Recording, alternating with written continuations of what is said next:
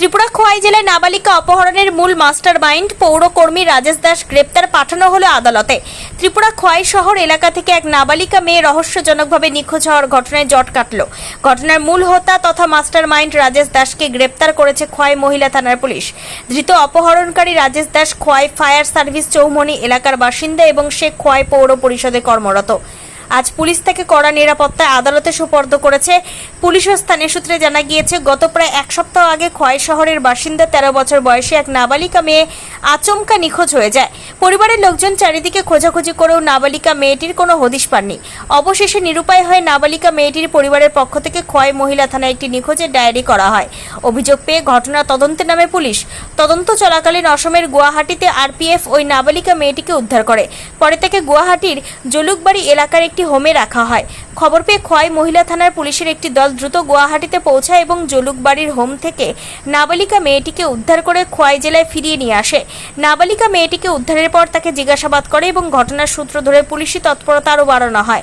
খোয়াই মহিলা থানার ওসি মীনা দেব বর্মা সাংবাদিকদের মুখোমুখি হয়ে জানান, এই নাবালিকা অপহরণ কাণ্ডে এখনো পর্যন্ত তদন্তে 2 জনের নাম উঠে এসেছে।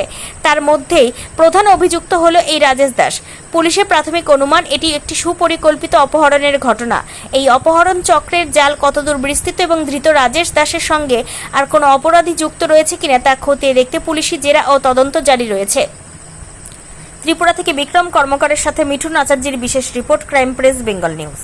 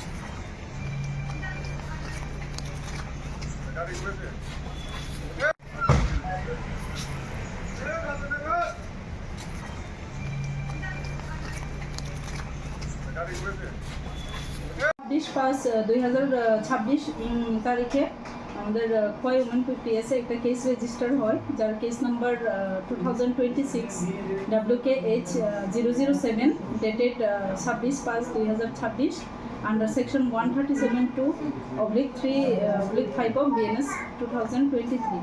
অ্যাকর্ডিংলি ওই কেস রেজিস্টার হওয়ার পরে ইনভেস্টিগেশন স্টার্ট হয়।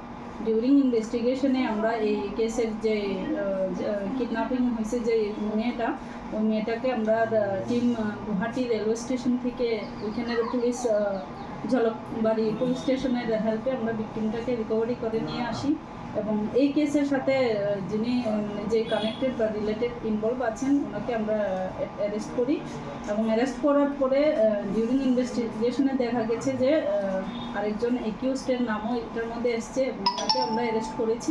অ্যাকর্ডিংলি ওনাকে আমরা আজকে কোর্টে ফরওয়ার্ড করি। ম্যাডাম অ্যারেস্ট হয়েছিল ওনার নামটা কি?